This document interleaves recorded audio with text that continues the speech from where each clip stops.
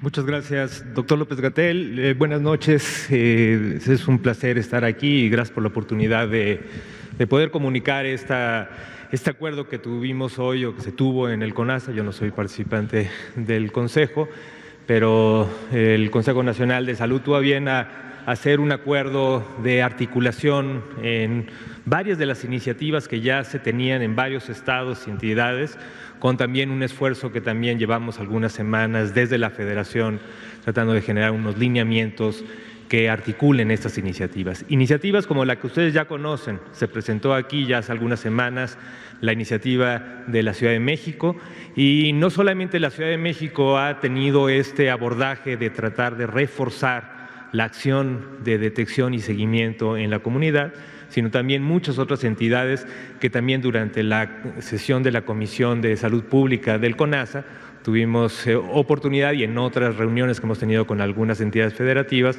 de conocer experiencias como la de Michoacán, como la de Tlaxcala y muchos otros estados, Campeche, como mencionó el doctor López-Gatell.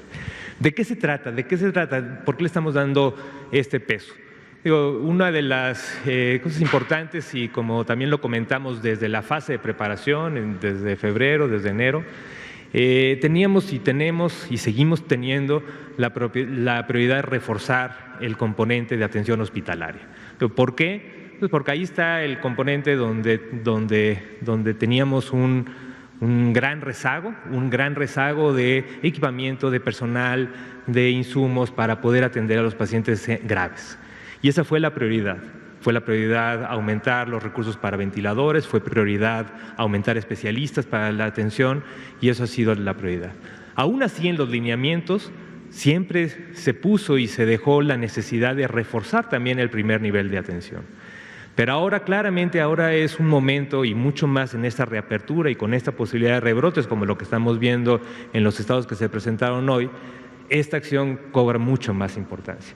De lo que se trata es precisamente llevar la atención a la comunidad, estar mucho más cercano a las personas. ¿Qué son los datos que nos alertaron? La siguiente, por favor. O sea, ¿de dónde sale? ¿Cuál es la motivación de hacer este abordaje? Y son estos puntos. Uno es que es muy importante, que eso también se ha comentado ya en conferencias previas. El incremento de la mortalidad asociado también porque las personas que tienen signos y síntomas llegan tarde a la atención hospitalaria. Esto también lo ha comentado el doctor López-Gatell, insistiendo con un mensaje vital, que la gente no se espere, ¿no? Y mucho más si es parte de los grupos de riesgo: diabetes, hipertensión, obesidad, otras enfermedades crónicas, mujeres embarazadas. Eso ya lo hemos insistido. Pero aún así, y los datos, y tenemos datos, que hay una parte muy importante de la mortalidad que se asocia a que están llegando muy tarde a la atención hospitalaria. El otro componente que también nos ha alertado, y también se ve y se va a ir viendo conforme vayamos viendo los estados, es la dispersión de la epidemia ya en municipios cada vez más rurales. Cada vez más rurales, que son mucho más vulnerables, tienen menos recursos para la atención, tienen menos centros hospitalarios cercanos, y por eso creemos que es muy importante el tener un abordaje también rural para poder atender tempranamente esto. Otro componente es que también nos hemos encontrado que hay un desconocimiento de la población de las rutas. ¿A dónde voy? ¿Qué centro de salud me toca? Y si no tengo COVID, ¿a dónde puedo ir? Toda esta parte que, a pesar de lineamientos, conferencia, comunicación, es difícil, y tenemos que llegar con las personas, tenemos que decirle a la persona: esta es la ruta, si hay estas dudas, por aquí te puedes atender. El otro parte muy importante era que en esta apertura, o los escenarios de apertura, pues necesitamos tener también una intensificación del seguimiento, la detección y el seguimiento, especialmente de estos grupos de alto riesgo. La siguiente. Ahora, esto además representa una oportunidad, como muchas otras acciones que se han hecho durante la pandemia, de, por un lado, cubrir parte del rezago importante que nos encontramos al inicio de la administración, pero también crear la estructura para que una vez y en los próximos años esta inversión sea permanente. Y por eso creemos que la acción comunitaria, que ha sido una de las prioridades de esta administración y de la Secretaría de Salud en la transformación el poder decir necesitamos reforzar la atención primaria de la salud, especialmente al primer nivel de atención y especialmente la acción comunitaria. ¿Cuál es el objetivo de todas estas estrategias? El objetivo general, y dicho de manera rápida, es salvar vidas y detectar estos brotes comunitarios, especialmente en estos municipios o localidades rurales, donde posiblemente la cantidad de casos, cuando lo veamos en nuestros sistemas, no son suficientes para detectar los brotes, ¿no? Porque son pocas personas, pero tienen mucho impacto en las comunidades rurales y por eso esta estrategia tiene ese enfoque. Si lo vemos de manera general, es disminuir el riesgo de complicaciones y mortalidad, principalmente en las personas de alto riesgo, y ahora lo voy a comentar con un poco más de detalle. Y el otro es identificar de manera oportuna estos brotes de transmisión activa, especialmente en las comunidades rurales. La siguiente, por favor. Toda la estrategia, y vamos a hacer públicos los lineamientos pronto, va enfocado en identificar estos cuatro escenarios prioritarios. Son personas que tienen una combinación de dos componentes. Una combinación que puede ser, son personas de estos grupos de alto riesgo que ya lo hemos comentado en muchos. ¿Cuáles son estos grupos de alto riesgo? Principalmente adultos mayores, personas con diabetes, con hipertensión, con cardiopatía, con cáncer o en tratamiento por cáncer, con enfermedad pulmonar obstructiva crónica, con tabaquismo, con enfermedades como que disminuyen la respuesta inmune. Esos son los grupos de alto riesgo y lo hemos visto cuando el doctor López-Gatell o el doctor Alomía han presentado los datos de los factores de riesgo asociados a mortalidad, claramente, obesidad extrema. Entonces, estos grupos están muy bien identificados y lo que hay que hacer ahora es monitorearlos. ¿Por qué? Porque también una de las cosas que nos dimos cuenta, y ya también lo hemos comentado, es que aunque hemos tratado en la comunicación de riesgo de hablar sobre los signos de alarma, dolor de pecho, dificultad para respirar, muchas veces cuando ya se perciben por los individuos es muy tarde. Tal vez no lo sentían, estaban saturando poco oxígeno, pero no llegaron al hospital porque no se sentían tan mal. El dato de alarma no lo identificaba.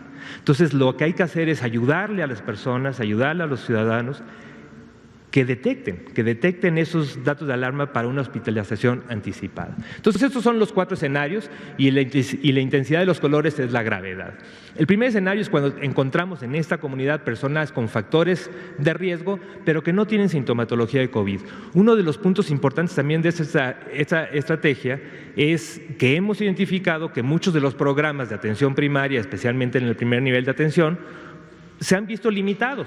No tenemos la continuidad de la atención del paciente diabético, del paciente hipertenso, aunque se ha tratado y ahí sacamos unos lineamientos también como parte del programa para la atención a distancia en el paciente con diabetes. Tenemos muchos lineamientos que han tratado de recuperar eso, pero es muy importante que esta acción comunitaria identifique pues el enfoque principal, que es este grupo que tiene factores de riesgo y que tiene sospecha de COVID. Y estos son los individuos en los que estamos proponiendo una estrategia de seguimiento diario, ya sea telefónico, presencial, pero que de manera diaria podamos decir cómo está usted, tiene estos problemas, el hacer acceso a oxímetros, como lo comentaron en la estrategia de la Ciudad de México, a termómetros, para que podamos favorecer, independientemente si tiene factores de riesgo o no, cualquier signo de alarma implica una atención hospitalaria. La siguiente.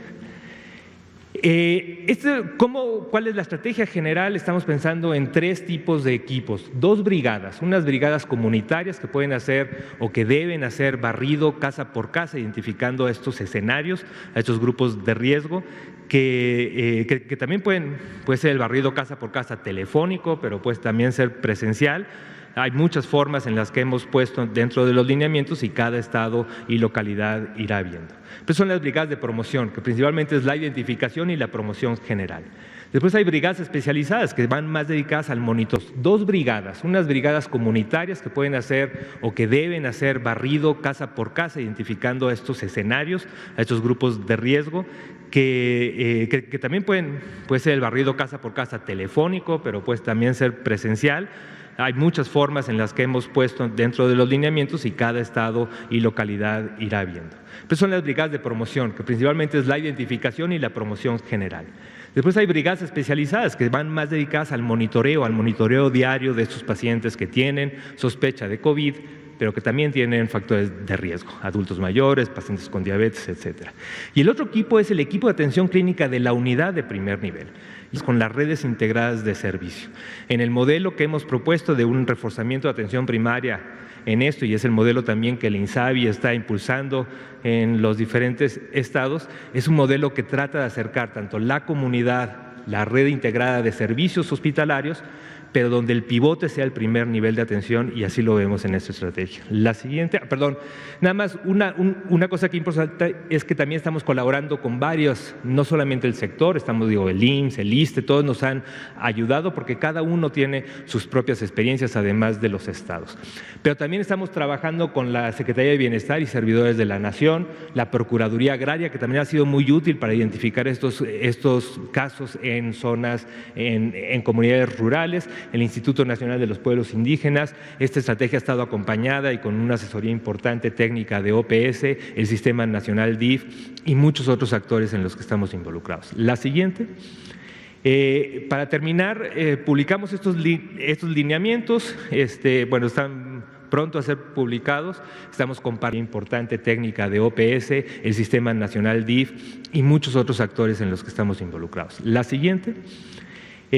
Para terminar, publicamos estos lineamientos, están pronto a ser publicados. Estamos compartiendo con los estados, recibiendo comentarios de los diferentes estados, tratando de enriquecerlos para que ya empecemos desde la próxima semana con estrategias de capacitación, reforzamiento, contratación de personal, compra de insumos para poder hacer realidad esta estrategia, que creemos que es fundamental, especialmente en estos escenarios de reapertura, en donde la transmisión comunitaria puede incrementarse y tenemos que tener esta acción mucho más temprana para disminuir los tiempos desde el inicio del síntoma hasta la hospitalización y así tener muchas más oportunidades de tener una atención médica efectiva y, como dije al principio, salvar vidas. Esto sería todo, doctor López-Gatell.